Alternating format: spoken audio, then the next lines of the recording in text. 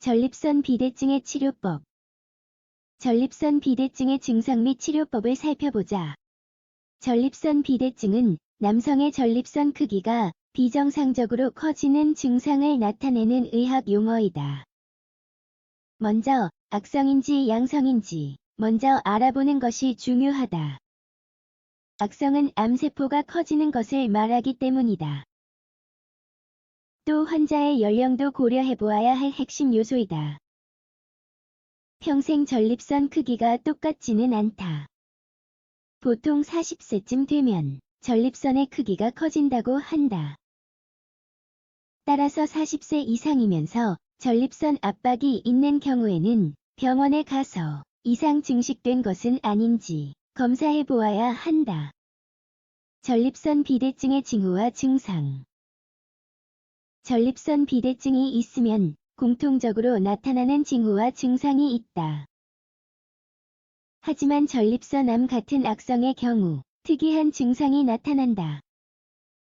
병원에 간다 해도 환자의 병력이나 검사만으로는 질병이 악성인지 양성인지 판단할 수 없다.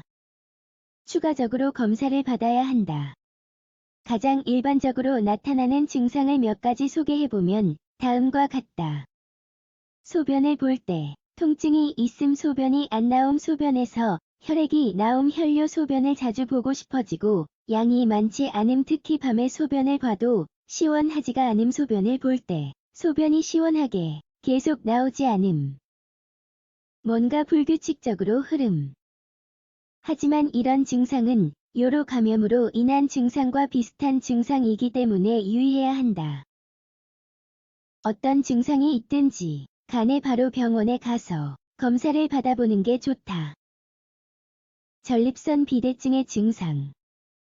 먼저 환자의 증상과 병력을 고려해보아야 한다. 앞서 설명했듯이 중년 남성의 경우에는 전립선 암 검사를 꼭 받아야 한다.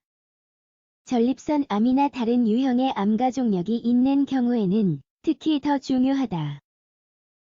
직장 검사를 포함한 신체 검사를 받아보아야 한다. 이 부위를 만져보면 전립선 크기와 기형이 있는지 알 수 있다. 그리고 검사를 통해 전립선 특이 항원에 대한 정확한 진단을 한다. 전립선 특이 항원은 전립선에서 분비되며 정액이나 혈액 속에 들어있는 당단백의 하나로 전립선 암종양 표지자이다. 혈액 검사를 통해 확인할 수 있다. 그리고 혈액 검사를 하면 불편하고 비싼 다른 검사를 받는 것을 예방할 수 있다. 이미징 검사를 하는 경우도 있다. 초음파가 그 이해이다. 해상도가 더 높은 것을 제공해주는 검사도 있다.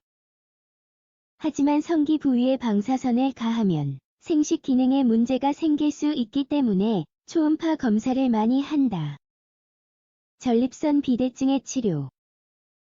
전립선 비대증 치료는 과다 형성 상태에 따라 달라진다. 전립선이 다른 구조에 압박을 가하면 환자의 심리적 상태에 영향을 미치는 증상이 생길 수 있기 때문에 교정해 주어야 한다. 비뇨기과를 찾는 사람들 중 대다수의 사람들이 중년 남성의 요실금 때문에 비뇨기과를 찾는다. 조기에 발견하면 약물로 치료할 수 있다. 전립선 크기가 너무 커진 경우에는 절제 수술을 해야 할 때도 있다. 소변을 배출시키거나 레이저 수술을 위해 요도를 넓히기도 한다. 하지만 절제 수술을 일반적으로 많이 한다. 가장 간단하고 효과가 좋기 때문이다. 악성의 경우에는 생검을 받고 어떤 종류의 암이고 어느 정도 진행되었는지 전이 되지는 않았는지 검사해봐야 한다. 종양 전문의에게 가라고 하는 경우도 종종 있다.